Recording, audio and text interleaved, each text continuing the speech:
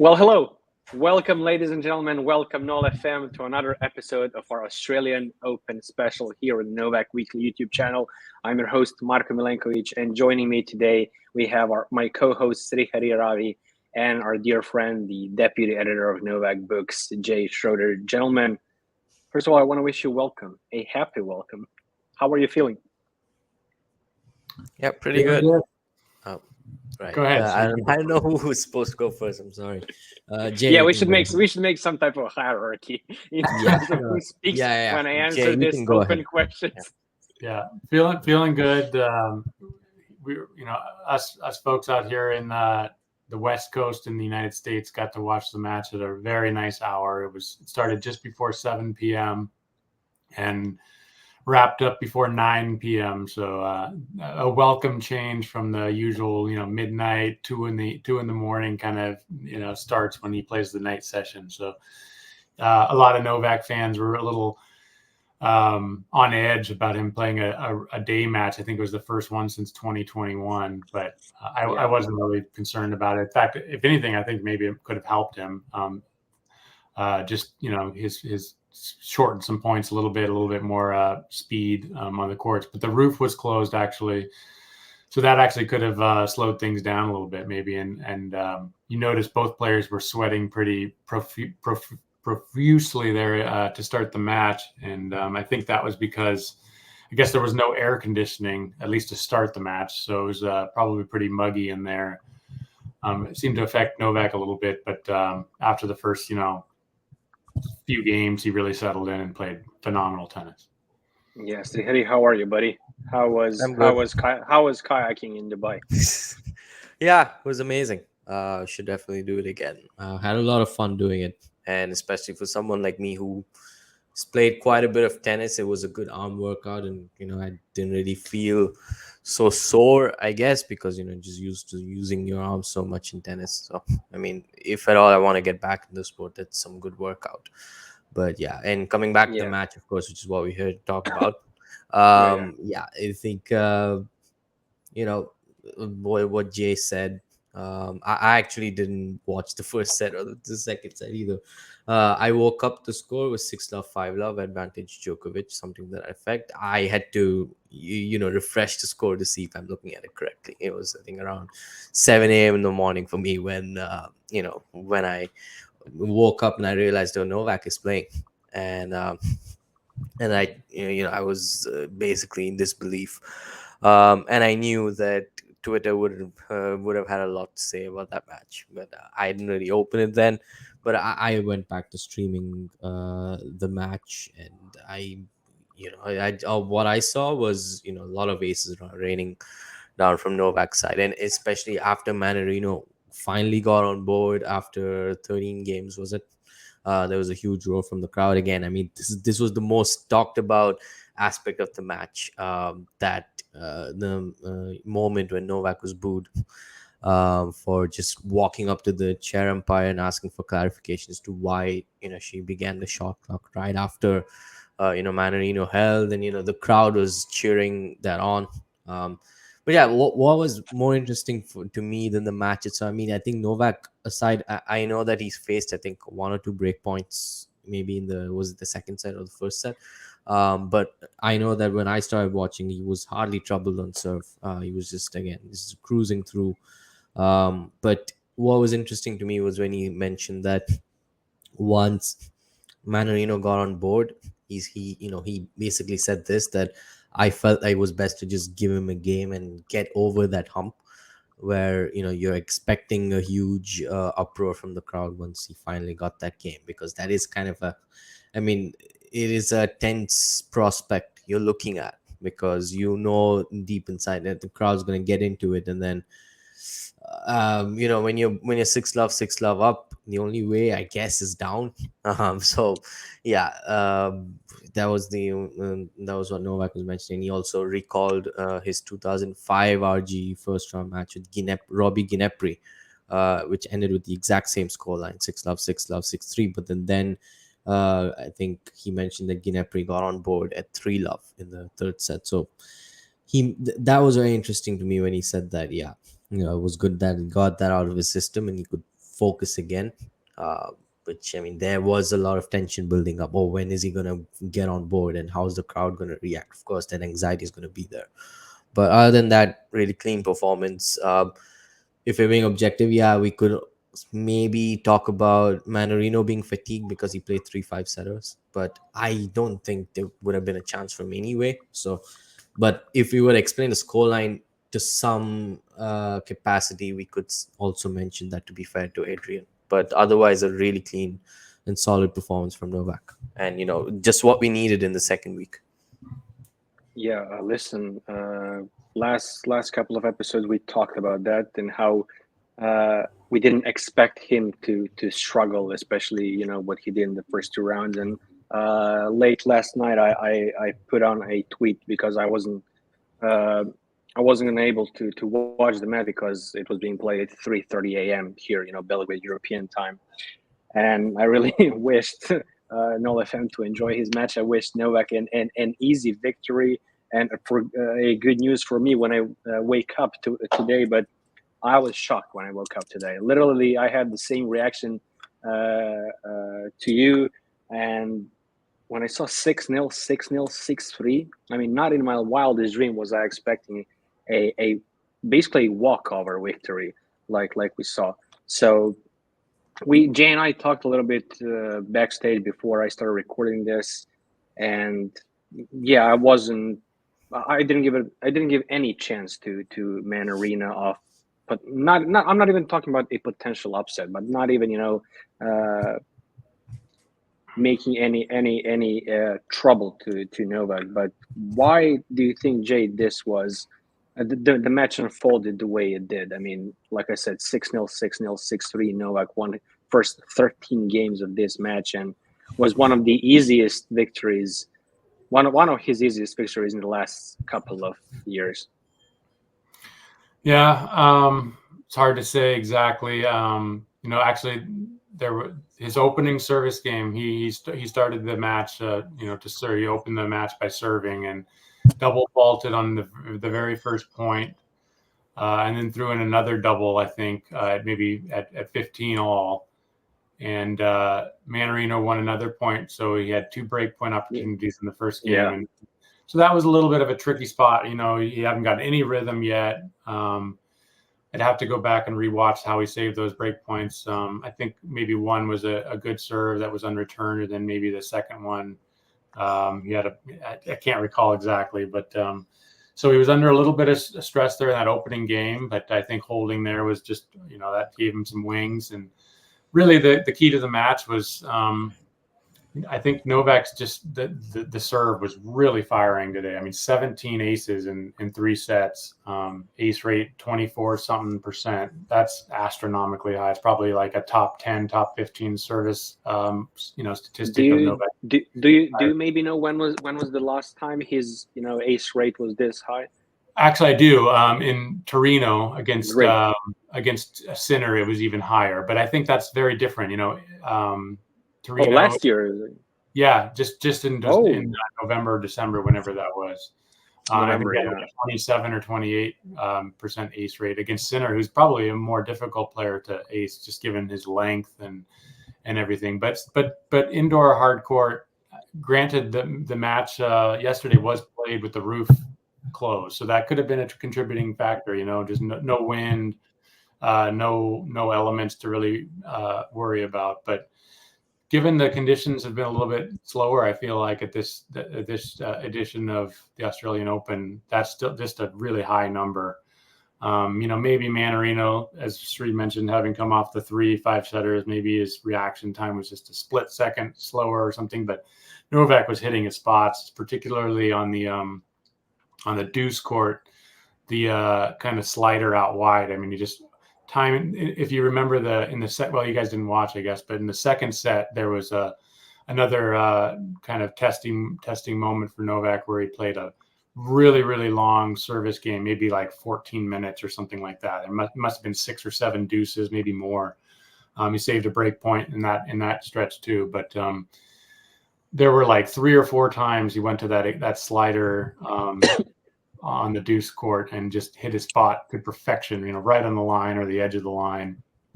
So that got him out of trouble there. And that was the game where he was kind of struggling to catch his breath. If I remember correctly, there might have been a time in the first set where he kind of had some struggles there. So yeah, I saw that. Yeah, a couple of the commentators were kind of hinting at some physical issue, maybe again the tail end of his respiratory illness or whatever he's been dealing with for the past week or so. But other than that, I mean, he didn't. It didn't look like it was really affecting him. Maybe he tried to shorten points a little bit at times, but the serve was firing, and Mannarino just doesn't really have the weapons to hurt Novak.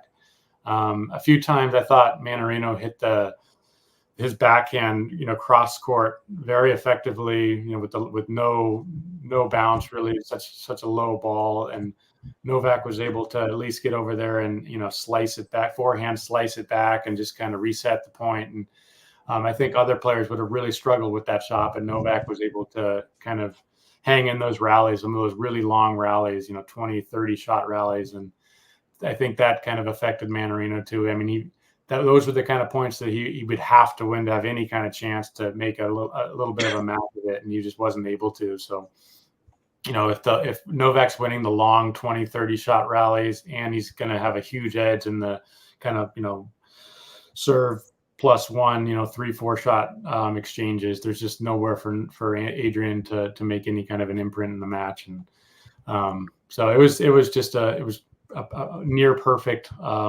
performance from him, and very nice to see for his fans after the kind of opening struggles in the match against Primic and Bupirin.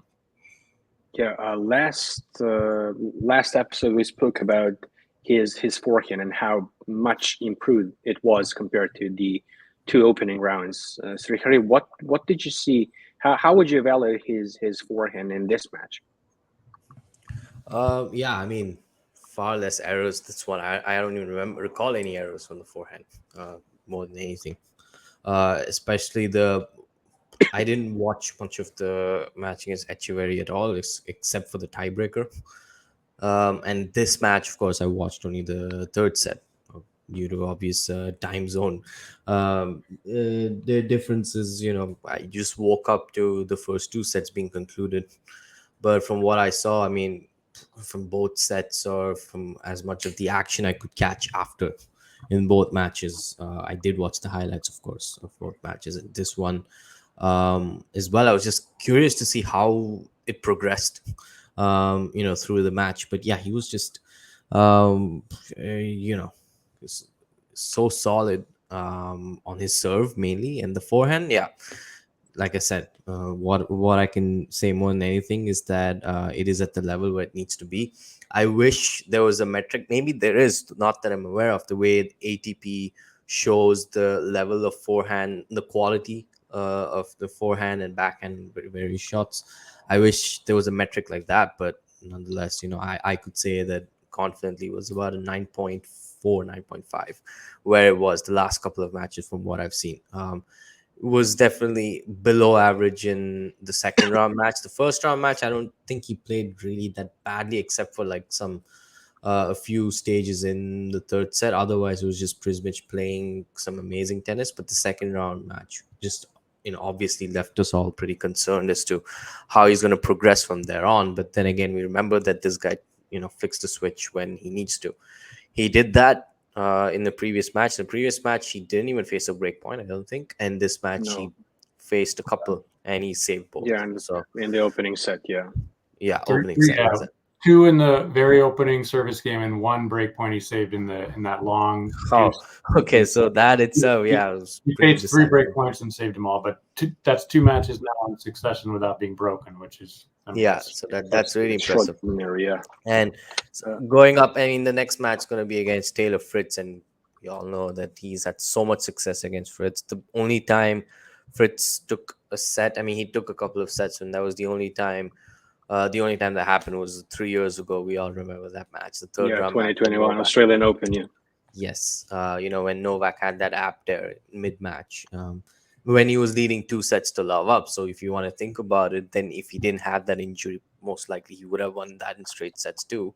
we would have been looking at Fritz 0-8 and not being able to even take a set off Novak. But as things stand, I mean, they played last at the U.S. Open, and before that, a week prior in Cincinnati. And both were mostly straightforward. Mostly, I mean, maybe one or two occasions where Fritz, I think, broke serve, but other than that, let's leave Fritz for a little bit later. Okay. Jay, I wanted to ask you about Novak's serve. It's been a big topic when it comes to his play style in the last couple of years and how much he has actually improved his serve, especially since Goran joined his team as his head coach. First question is, how would you evaluate his serve at this year's Australian Open, so the first opening rounds, and how much do you think going forward will his improved his improved serve actually help him win matches easily than was the case 10-15 years ago? I think it's the most important shot in Novak's repertoire these days. I mean, especially, if you get into a battle with these young physical guys that have, just, impenetrable baseline games that you think of a Sinner and an Alcaraz, for example. He's going to have to have, I mean, it's the most important shot in his game these days. It's going to be the most important shot of his career until he retires. It's without any question, in my opinion, anyway. I know the improved forehand is a big part of it, but it's just kind of in some ways it's an extension of the serve. The hitting his spot and getting himself in position to hit the forehand and shorten the point, or at least get himself ahead in the point to where he can dictate and be comfortable from the baseline, or even coming forward. I think we might see a little bit more serve and volley from Novak, as we progress into the tournament. I don't know if he'll use it too much against Fritz, but it's still something that I think he's kind of keeping in his back pocket, at least in key situations. I think that's something that he can bring out and help him get through some of these next matches. So the serve it all starts there. I think it really does with any player, to be honest with you. But even somebody like Carlos, it maybe doesn't need aces and unreturned serves necessarily to have an effective match. But I think at this stage of Novak's career, I mean, it all starts with that, and there's a reason why he's improved that so dramatically here in the last 4 or 5 years, and I think that's a big reason why he brought Goran in at all. I mean, I think not only do they have a history and a relationship that dates back to the academy in Germany, Pilic Academy, I believe, where they first met.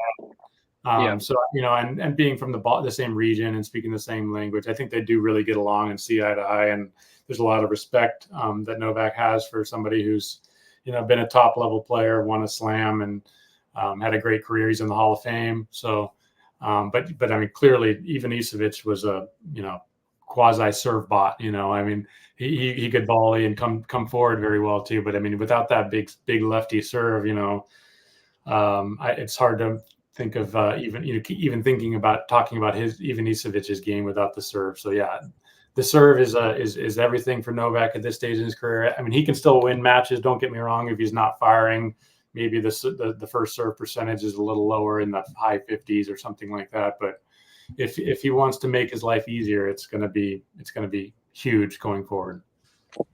So, how would you rate? How would you rate him? How would you rate his serve in this opening week, both stats wise and in terms of eye test? I don't think he was getting too many free points against Prismic. It sort of reminded me. I mean, you and I spoke about it. I think, it reminded us of that Alcaraz final in Wimbledon. Everything was coming back very in free points.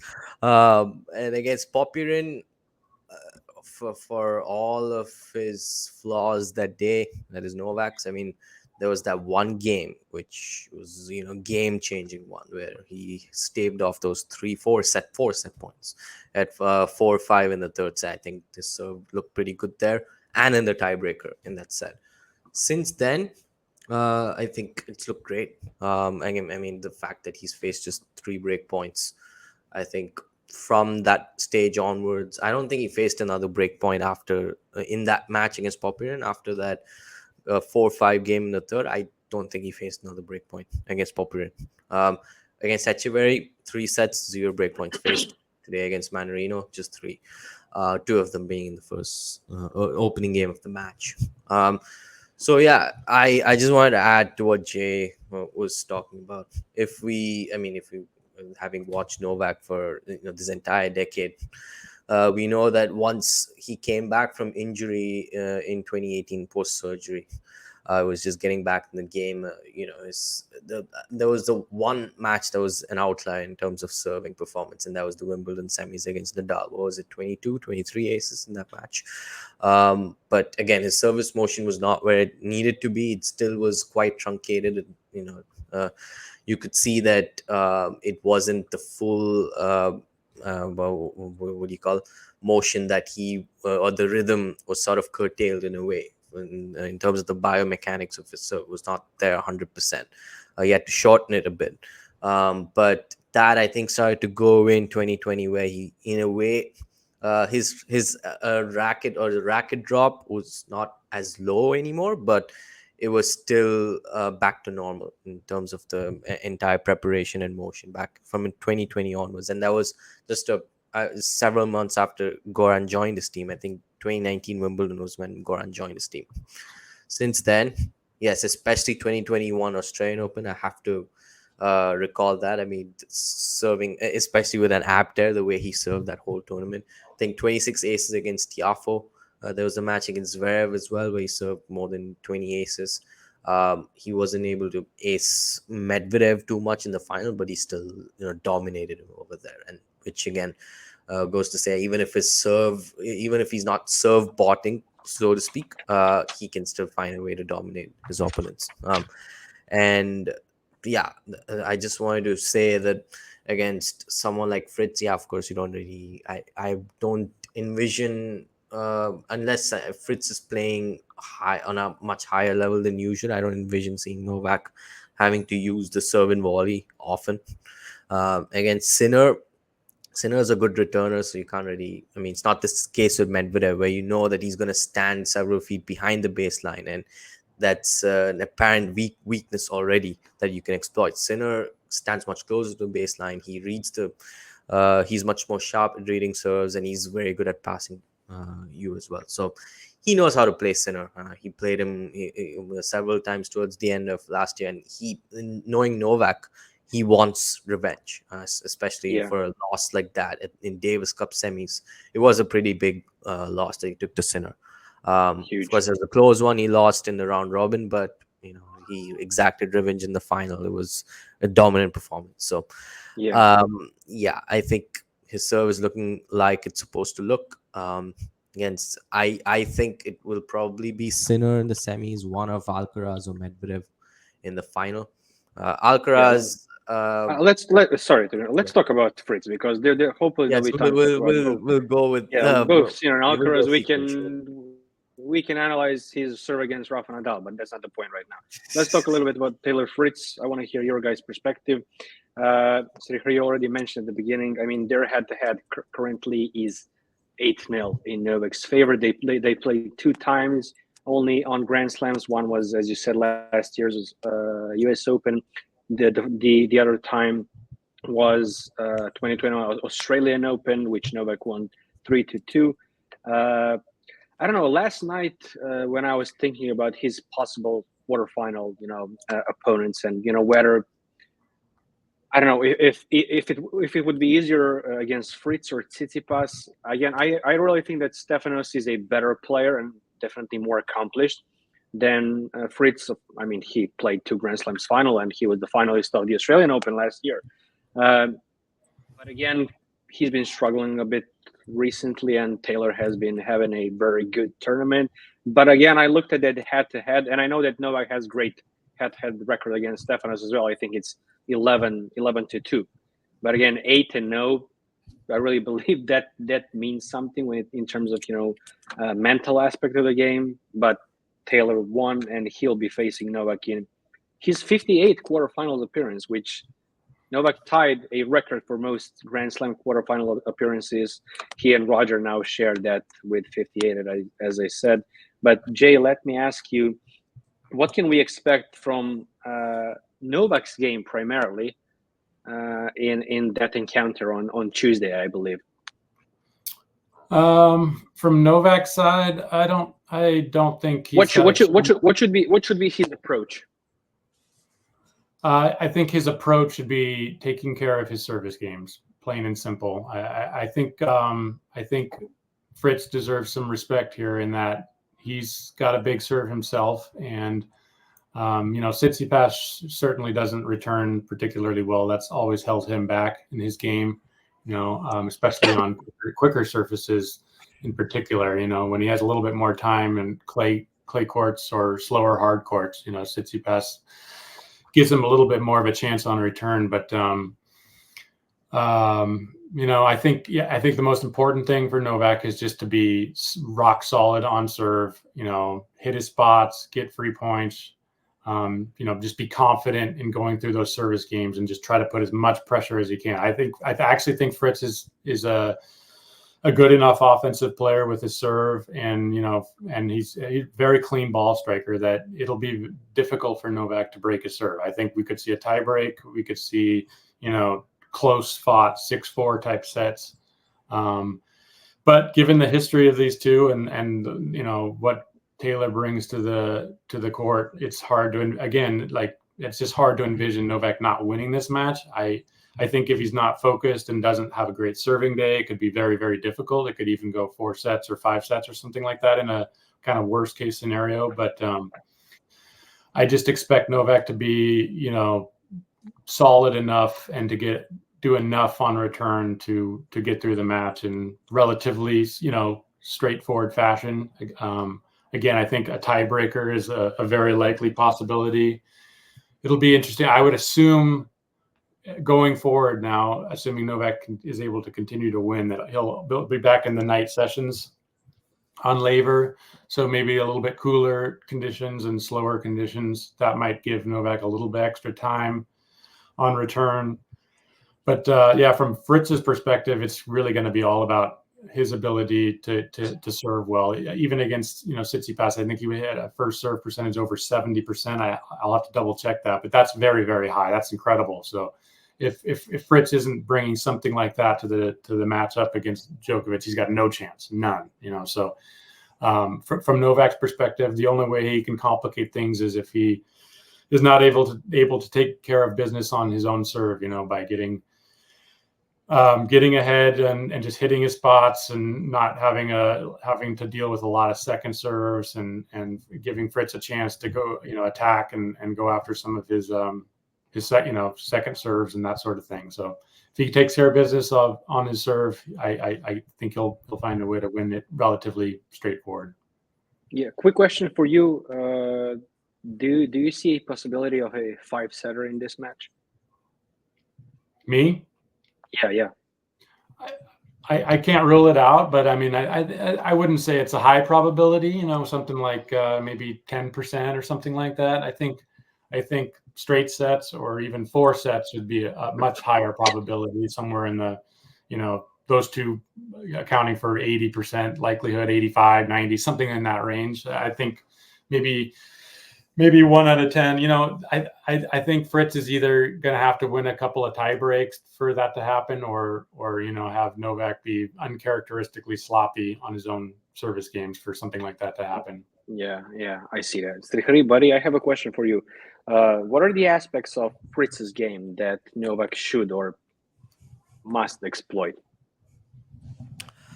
So first thing, I don't know if this is exploiting really, but he should be sharp on return, because Fritz doesn't really. I mean, he has the entire variety of serves. He can, he has that slower serve out wide, which he used a lot against Steph today.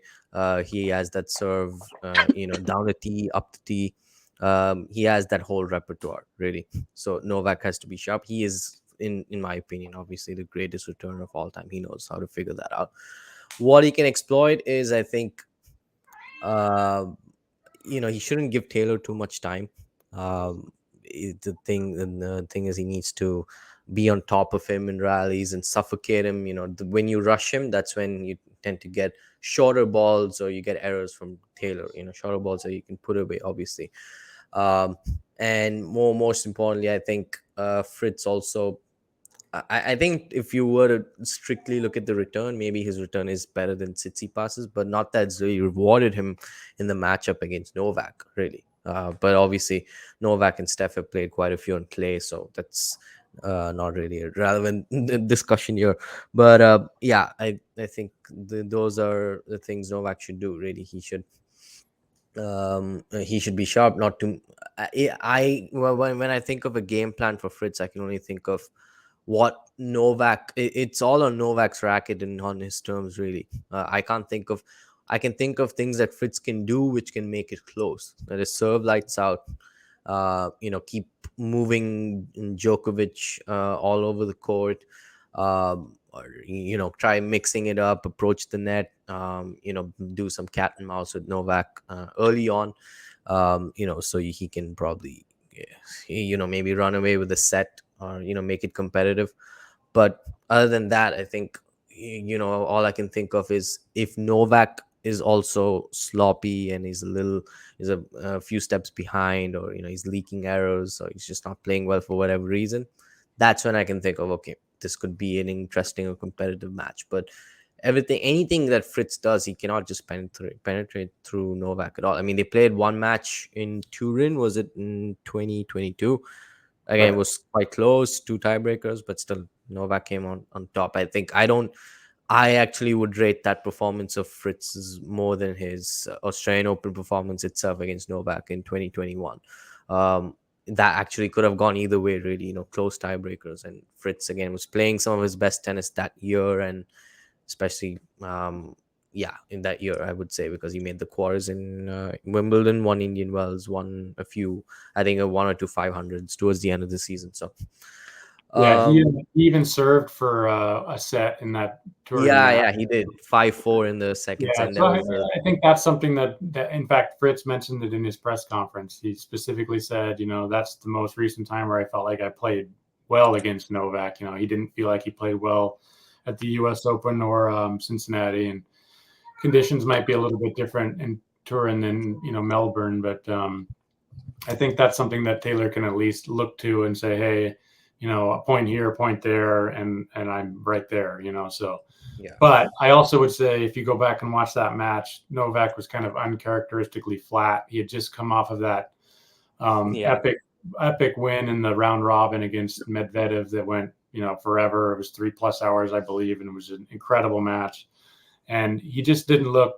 He looked a little bit under the weather, kind of. I'm not saying he was sick per se, but he just looked flat, maybe a little fatigued from that prior match. So I wouldn't read too much into that also if I'm a Novak fan, but I still think, hey, that's what you can point to as a Fritz supporter and say, that's the kind of effort that sometimes Novak does bring. Sometimes he's just not sharp. Sometimes he's not feeling particularly well. And if that's the kind of level that he displays, then Fritz will be in the match and he'll have some chances. So I expect a much closer quarterfinal match against Fritz than what we saw in the fourth round against a relatively undermanned, Mannarino.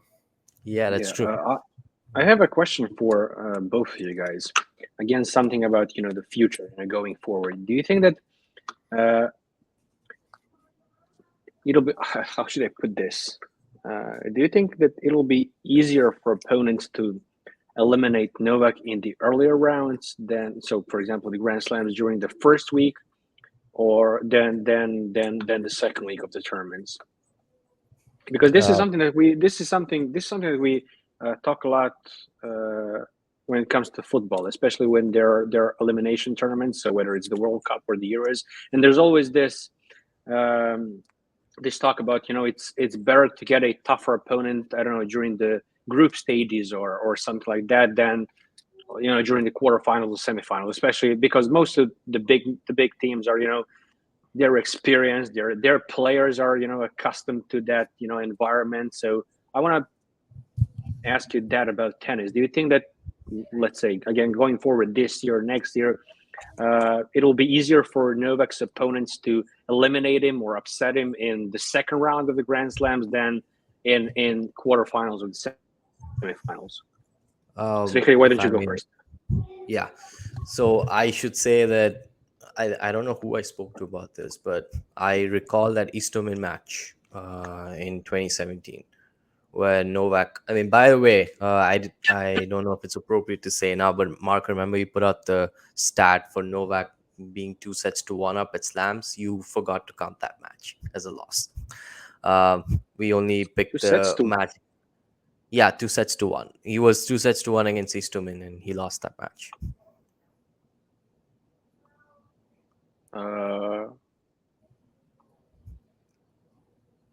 What was the other match?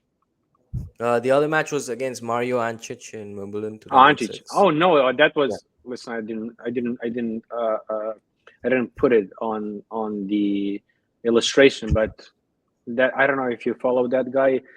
What was his name? Like, I think his handle is only Roger Can Fly. He does amazing stats, but in Spanish. But his and this is something I didn't input onto our tweets and photos since 2011.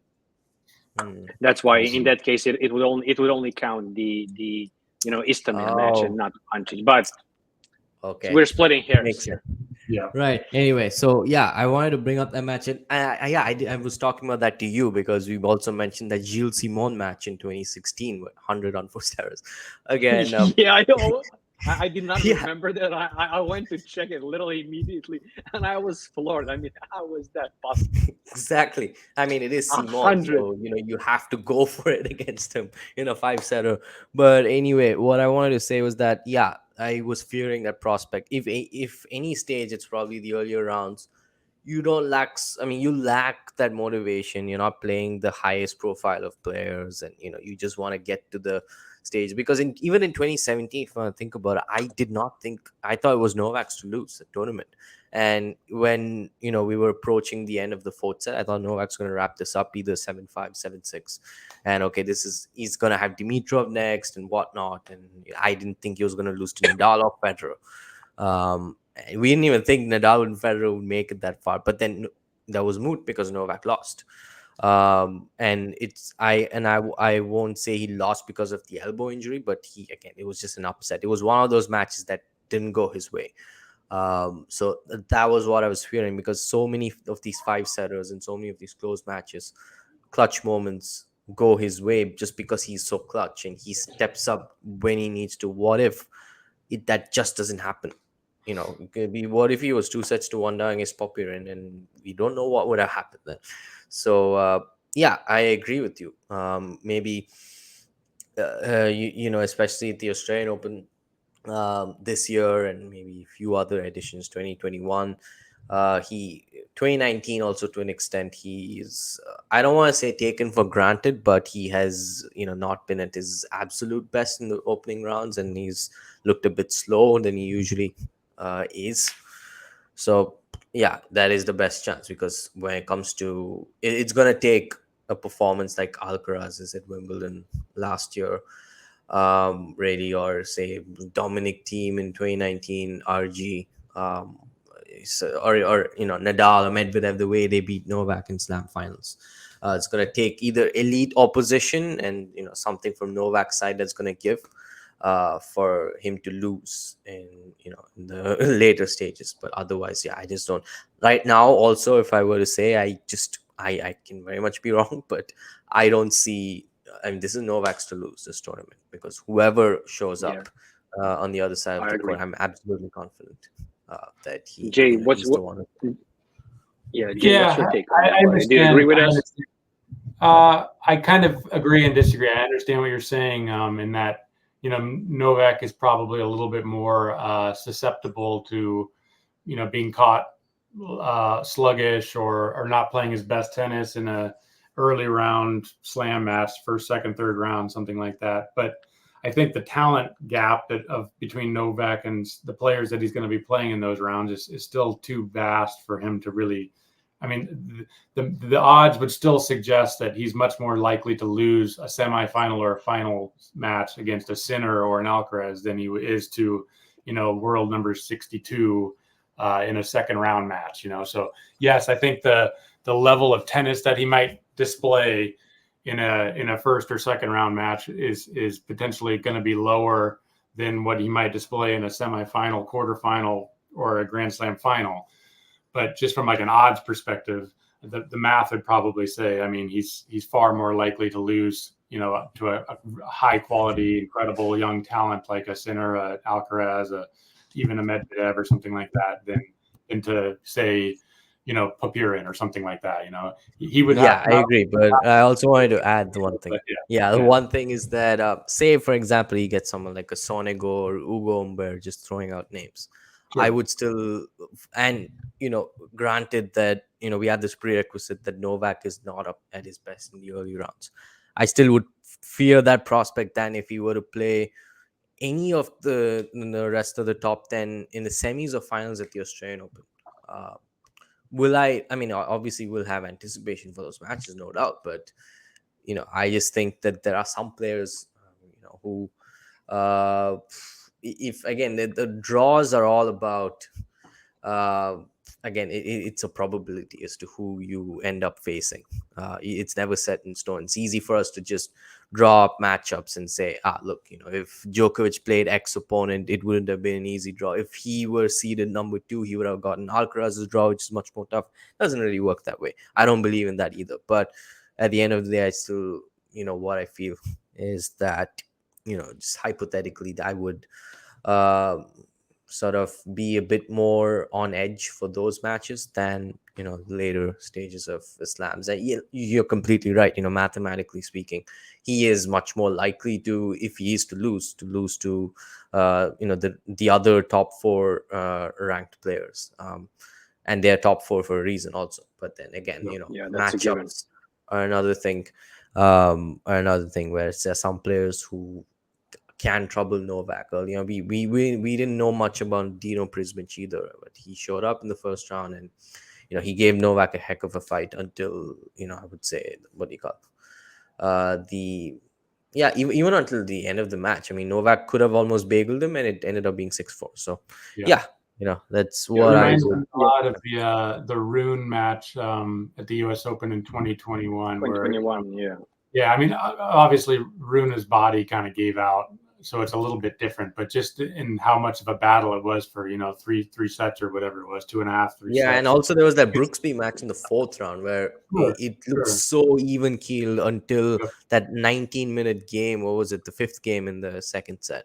Novak ran away with it from there, of course. Yes. But my point being that here's a young, relatively unheralded player that no one really knows much about. But it wouldn't shock me if, say, 2 years down the road we see Prismic, in the top 20 or something like that. So. Yeah, guys, I have one last question. A question I wanted to ask you, and that's a question actually from the Novak's press conference today, which was of course about the possible retirement again. Why do you think people are still asking him? Because if I remember correctly, he addressed that like literally 2 times in the last 3 months. I think maybe more. I think once was during or literally after the U.S. Open, and one was prior to him returning in Paris, Paris-Bercy, where he said literally what he's been saying. He's not gonna be the guy who wins all the tournaments and remains at the number 1 spot and then retires. He's gonna keep fighting, and which is something that he said again today, when he sees that he doesn't have an opportunity anymore to win a Grand Slam or to be competitive against whether it's Alcaraz, Sinner, or some new kids, he'll stop playing. So why do you think media are still asking him the question that he addressed like last month? I think they're just looking for a soundbite, and I think at slams sometimes you get media that isn't really around the ATP Tour for the other the majority of the tournaments throughout the course of the year. So maybe they maybe they're not following Novak as closely and didn't realize he had already addressed that a couple of times. But unfortunately for Novak, as he continues to get older, it's just going to come with the territory. And he's just going to have to deal with it, I guess. I don't like it. I mean, here he is, playing great tennis, coming off of a masterful performance in the fourth round, and people are asking him when is he going to walk away. I mean, he could be around another 5 years. He could also, decide that he's kind of, even if he did leave the door open, things may change. He wants to keep playing tennis while he's at the top of the game, but he also said, things might change with his family or some life situation where, things he does leave, sooner than we anticipate. So I, for one, am hopeful that he's going to be around for another 3, 4, 5 years, but we don't know. And I don't think Novak knows, but I think things are currently working for him. That balance of, family and tennis is working very well for him, but he does leave himself open for, when you only play 10 or 11 events in a season, you have to be so good in those 10 events, or things can really, it doesn't take much to go from number 1 in the world to number 10. I mean, it could 1 or 2 losses in a final or a semifinal changes everything, So I do hope that Novak is true to that word of contending for Grand Slams, because there's going to come a time where maybe back-to-back slams, it's a semifinal exit or something happens, and his ranking might fall to 10, but his game hasn't fallen enough to warrant him stepping away, I think he can be for a Grand Slam with a number 20 ranking in the world, assuming he's showing the kind of tennis that we've seen over the course of the last 13 or so months. Yeah, Srihari? Yeah, it's one of my fears, actually, because we're talking about since RG 2018 that lost to Cecchinato, and if you were to remove the 2 losses in incomplete matches, one to Carreño, one to Wawrinka, and one to Carreño Busta, consecutive US Open editions. There was only one time really when he lost in a slam before the semis, and it was to Nadal at RG. So if you were to look at it, it's to send it into a 5th set too. I think people forget how close that match was. I mean, Novak exactly. I mean, all it needed was one backhand. It was going into a 5th 2 set. occasions. One tight backhand in the net, and another approach shot that was not very convincing and got passed by Rafa. But yeah, like you said, that could have been 5, gone to 5, and we just never know what would have happened then. But yeah, then again, he's just either 4 or 5, and then again, the match against Medvedev at the US Open, Medvedev played amazing, and I am a fan of Daniil as well. But I have to say that if Novak could have lost, sure, but I don't think he would have lost in that manner if he wasn't contending for something that big. Completely. No chance. I spoke about that in one of our other podcasts. Yeah. So specifically that issue. With all due respect, I have to say that. But that being said, you just think about it, when all it's going to take is one loss. And that's what happened if you want to track back to 2016 when he lost to Querrey in the 3rd round of Wimbledon. It's like, oh, this game all of a sudden, what's next for Novak? Because for more than 7 years, he hadn't lost before the quarterfinals at a slam. And he lost, I think, since 2011 until 2016, he lost before the semis at a slam only twice. Correct me if I'm wrong. I think it's 2014. He lost twice at the Australian Open. He lost to Querrey at Wimbledon.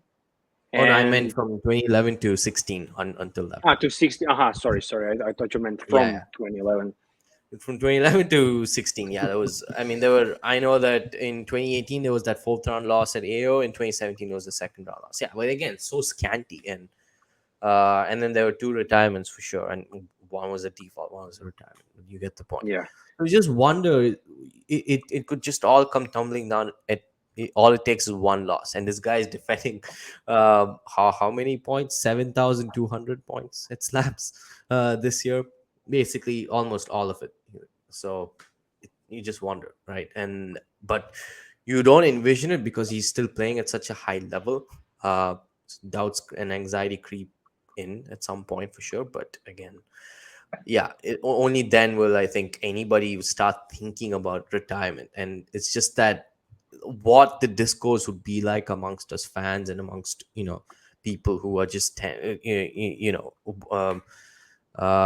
amongst the tennis fraternity in general, that scares me a little bit, because I remember 2.5 years being really tough when Novak had that Grand Slam drought, and you just wondered. And we remember that match against Benoit Paire in 2018 Miami, and Yelena herself said that he pretty much retired for a few days after that, until he picked up a racket again, and then he was good to go. So that is the one thing that kind of scares me. But other than that, I don't think about it. But to be fair, this is not something Novak alone is experiencing. Federer and Nadal also were asked quite constantly about, when do you think of retiring? Federer has been carrying this since 2008 when he was 27. After he lost that Wimbledon final to Nadal and lost the #1 ranking, he's been asked that since then. Granted, back then, players would retire at 31, 32. But now you have someone like Adrian Mannarino, 35, playing some of his best tennis ever. Yeah, so time great. I would just add, and I don't disagree with anything that Sri just said there, but I would just say I do think it's a lot different. You mentioned the pair match. I mean, he literally had elbow surgery like 5 weeks before that. I mean, he came back way too soon. He was injured, clearly. I mean, he was working his way back from an injury, a serious injury. So that's going to be night and day difference. I mean, that is, to me, the most likely way that Novak would exit the sport. And it's the same way that Federer left the sport, and it's the same way it appears that Nadal may be exiting the sport, which is the body starts to fail. I don't think Novak's talent level will be the end of his career. And that's what I'm saying. Even if he loses a couple of those tough slam semifinals, I hope that Novak is of sound enough mind to realize that even if his ranking is now 9, he shouldn't feel like, oh, I can't beat these guys anymore. Like, you can lose a couple of tough matches where you're still right in the thick of it. Maybe you get a favorable draw and you win another slam. So I don't want Novak's exit from the sport to be because of his ranking or something like that. I think it should be on his own terms, based on his realization that his actual level is not good enough to beat some of these guys, at least say 50% of the time. That to me is enough to want to keep playing. And I think it will. Okay, gentlemen, that'll be all for us today. I want to thank both of you again for joining me. Ladies and gentlemen, please, again, I haven't said this. I missed this part at the opening. So please, if you're here for the first time or you haven't done that, please consider subscribing to this channel and turning that notification bell on. Also, follow us on social media, like this video, share it, leave a comment down below. And we'll be back on Tuesday. And it'll be a full house because Mario will be joining us. Hopefully, it'll be a happy occasion.